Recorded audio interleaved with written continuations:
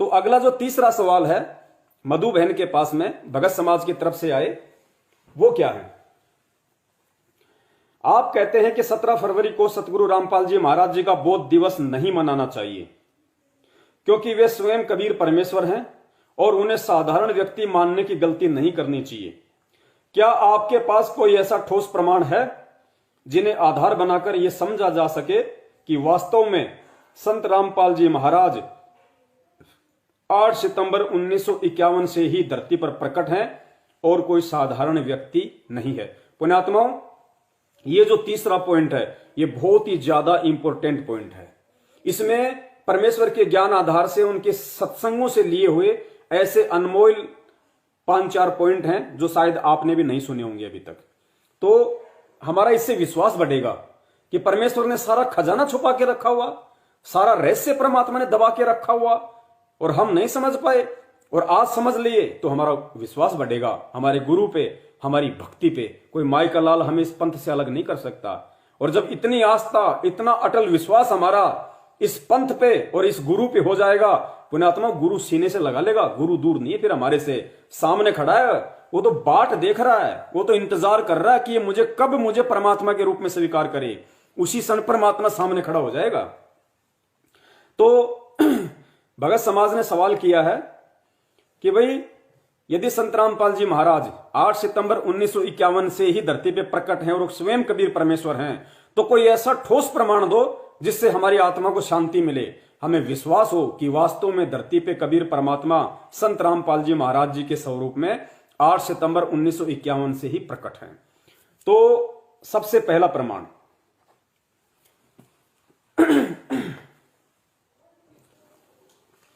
पुण्यात्माओं, ये पवित्र कबीर सागर जो सन 2012 में सतगुरु रामपाल जी महाराज जी ने सतलोक आश्रम बरवाड़ा में ही लिख दिया था, लेकिन इसको छपवाया नहीं था।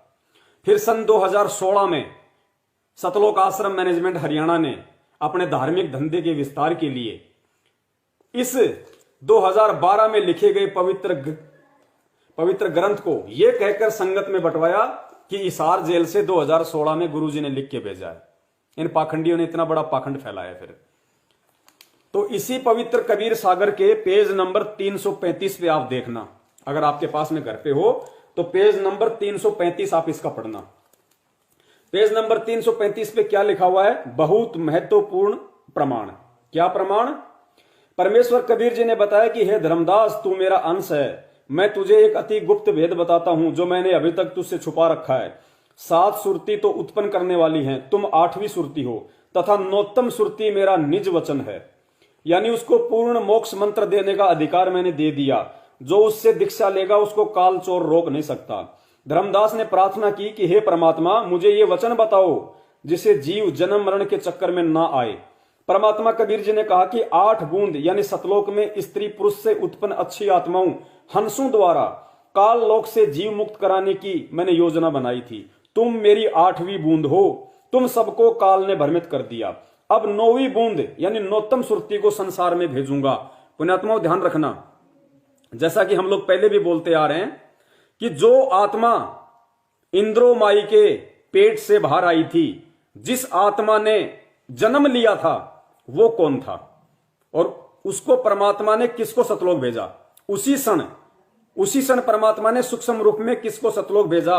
उस वाणी के अनुसार, क्योंकि वाणी भी झूठी नहीं हो सकती, वाणी भी झूठी नहीं हो सकती। तुम 8वीं बूंद हो, तुम सबको काल ने भ्रमित कर दिया। अब 9वीं बूंद 9तम सुरती को संसार में भेजूंगा। 9तम सुरती, 9वीं सुरती, 9तम सुरती को संसार में भेजूंगा। उसका जन्म भी तुम्हारी तरह बूंद से यानी माता पिता से होगा। तब युग बंद हुए धर्मदास, 9तम सुरत बूंद प्रकाशा। 8 बूंद की युक्ति बनाई, 9तम से 8वीं बूंद मुक्ताई। उस एक बूंद से तेरे सहित 8वीं बूंद तथा तेरे बिंद वाले 42 वंश पार कर दिए, यानी आशीर्वाद दे दिया। वंश 42 बूंद तुम्हारा, 100 में 1 बूंद से तारा। हे धर्मदास, अब सुनना पुण्यात्माओं ध्यान से, कबीर सागर का सरलार्थ पेज नंबर 335। हे धर्मदास, तू मेरी 8वीं सुरती है जो संसार में भेजा है। कलयुग 5505 वर्ष बीत जाने पर मेरा यथार्थ 13वां पंथ चलेगा, उसको चलाने वाली मेरी नौतम सुरती होगी। पुण्यात्माओं, यहां परमेश्वर ने लिखा है कि कलयुग में 5505 वर्ष बीत जाने पर मेरा यथार्थ 13वां कबीर पंथ चलेगा, और यथार्थ 13वें कबीर पंथ को चलाने वाला कौन होगा? मेरी नौतम सुरती। यानी 1997 में खुद परमात्मा धरती पे आए, 1997 में कलयुग के 5505 वर्ष पूरे हो रहे, और यहां क्या लिखा हुआ है? नौतम सुरती के विषय में। तो नौतम सुरती कौन? स्वयं कबीर परमेश्वर। नौतम सुरती स्वयं कबीर परमेश्वर। देखिए,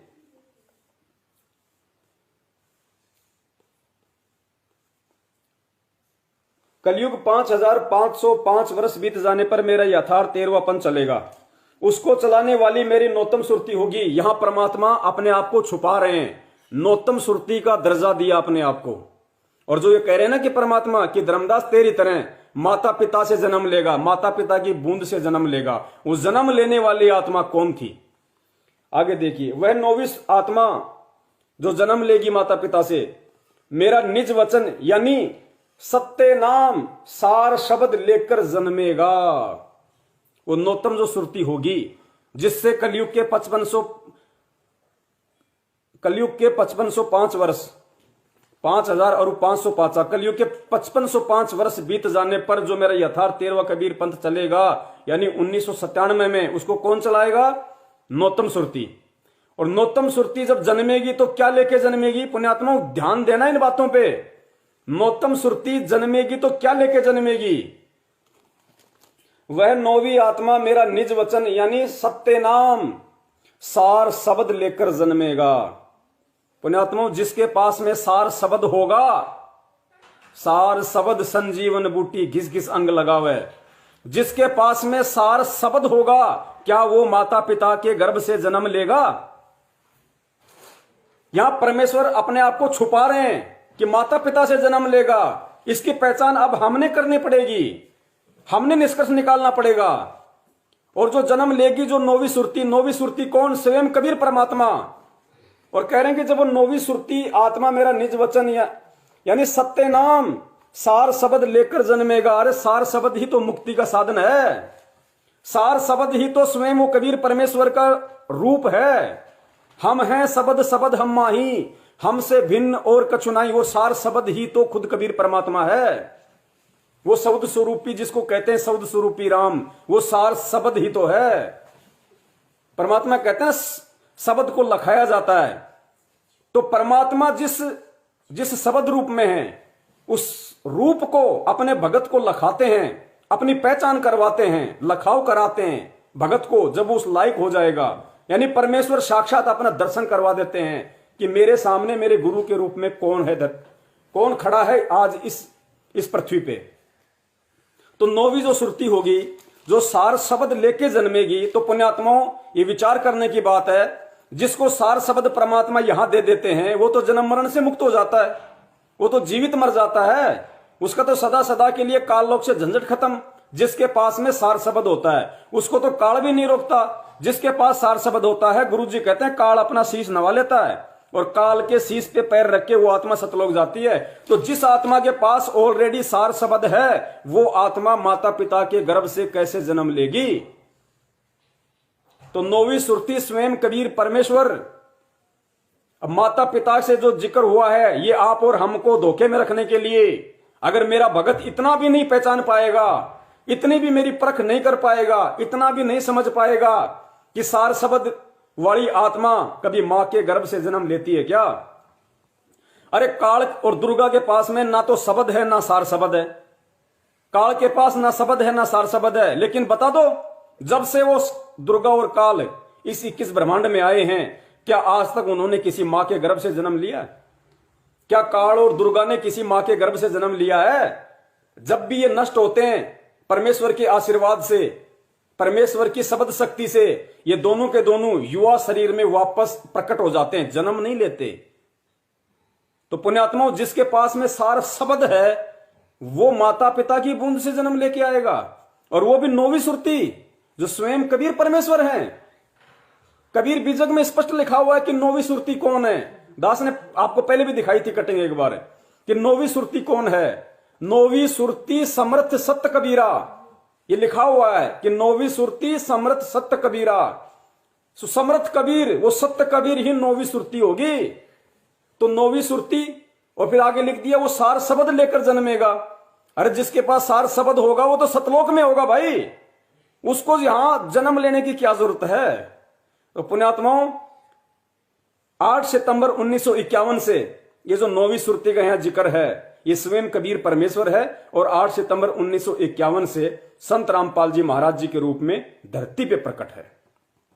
ये हमने यकीन करना पड़ेगा। आगे देखिए, वह नौवीं आत्मा मेरा निज वचन यानी सत्य नाम सार शब्द लेकर जन्मेगा, उसके द्वारा चलाए गए पंथ में जो नाम दीक्षा लेगा तो काल चोर उसको रोक नहीं पाएगा।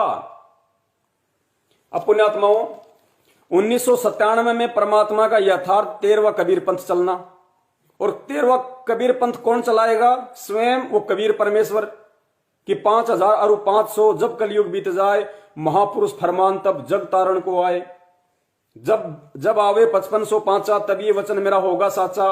उधर से परमात्मा क्या बोल रहे हैं कि 12वें पंथ हम ही चलावें। 12वें पंथ में कब? 12वें पंथ में हम ही चलावें, सब पंथों को मिटा के एक पंथ चलावें। तो एक पंथ चलाने का मतलब है यथार्थ 13वां कबीर पंथ कब? 1997 में। कौन चलाएगा? 12वें पंथ हम ही चलावें, खुद कबीर परमात्मा। और यहां क्या कह रहे हैं कि वो मेरी नौवीं आत्मा निज वचन यानी सत्य नाम सार शब्द लेकर जन्मेगा, और उसके द्वारा चलाए गए पंथ में, यानी उस आत्मा के द्वारा चलाए गए पंथ में, तो पुण्यात्माओं पंथ तो चला रहे हैं कबीर परमेश्वर चलाएंगे। फिर यहां पे ये जन्म लेने वाली बात क्यों? क्या कोई जन्म लेकर कबीर परमात्मा का 13वां पंथ चला देगा? उधर तो परमात्मा कह रहे हैं कि सब पंथों को मिटा के एक पंथ चलाऊं, और 12वें पंथ हम ही चलाऊं। खुद परमात्मा आएगा 12वें पंथ में आगे, और 13वां पंथ खुद कबीर परमात्मा चलाएगा। और यहां लिख रहे हैं कि नौवीं आत्मा जो माता पिता की बूंद से जन्म लेगी उसके पास में सार शब्द होगा, और उसके द्वारा चलाए पंथ में जो नाम दीक्षा लेगा तो काल चोर उसको रोक नहीं पाएगा। तो ये डिसाइड कर लो कि 13वां पंथ कौन चलाएगा। 13वां पंथ कौन चलाएगा? कबीर परमात्मा चलाएगा ना। और यहां क्या कह रहे हैं कि जो जन्म लेके आएगा वो 13वां पंथ चलाएगा। तो ये जन्म लेके नहीं आ रहे, ये सही लिखा हुआ है लेकिन हम इसको समझ नहीं पा रहे। ये नौवीं सुरती जो खुद कबीर परमेश्वर है वो जन्म लेके नहीं आएगा। वो जन्म केवल वो यहां पे लिखा इसलिए है क्योंकि सांसारिक दृष्टि में, जीव दृष्टि में ऐसा लगेगा जैसे वो माता पिता की बूंद से जन्म लेके आया है। पुण्यात्मा हो, गांव धनाना जिला सोनीपत हरियाणा में इंद्रो माई और भगत नंदराम जाट जो एक किसान, उन दोनों के रज और बीरज से पैदा हुआ इंसान तो महेंद्र भगोड़ा है। क्या वो पंथ चला सकता है? क्या वो पंथ चला सकता है 13वां? क्या उसके द्वारा चलाए गए पंथ से कोई नाम दीक्षा लेगा तो काल उसको रोकेगा नहीं? क्या वो सार शब्द लेके जन्मेगा?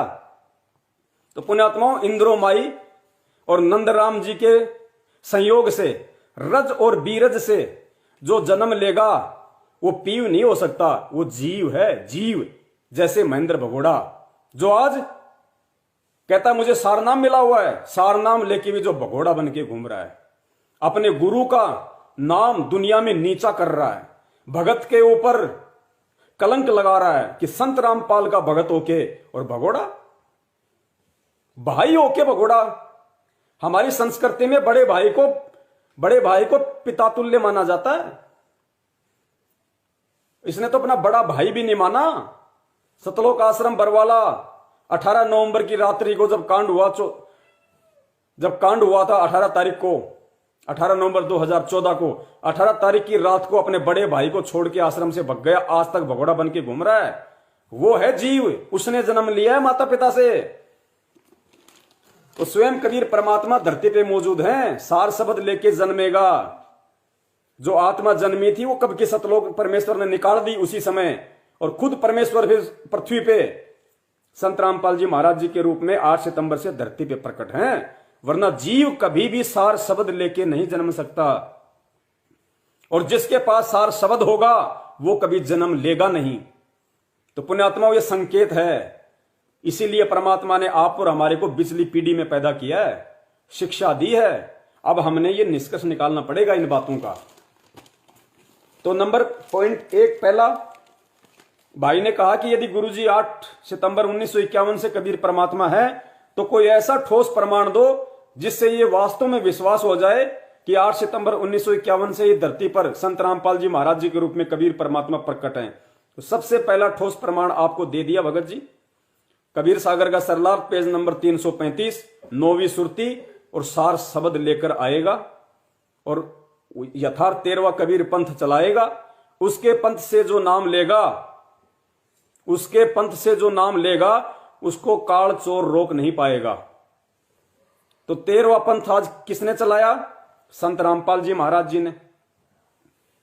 अब सार शब्द लेके आए हैं गुरुदेव, क्योंकि परमेश्वर की तो जेब में होता है सार शब्द। अब पुण्यात्मा इसलिए परमात्मा अपने सत्सेवक बच्चों को निमित्त बना के ये बार बार संदेशा दिलवाते हैं कि जिस प्रकार उस कबीर परमात्मा ने 650 साल पहले रामानंद जी को अपना मुंह बोला गुरु बनाया था, ठीक इसी प्रकार 17 फरवरी 1988 को उस जगत गुरु कबीर परमेश्वर ने संत रामपाल जी के रूप में स्वामी रामदेवानंद जी महाराज जी को अपना मुंह बोला गुरु बनाया। मुंह बोला गुरु, अरे जीव पार किससे होता है? सार शब्द से। किससे पार होता है जीव? सार शब्द से। तो सार शब्द तो गुरुदेव खुद लेके आए हैं 8 सितंबर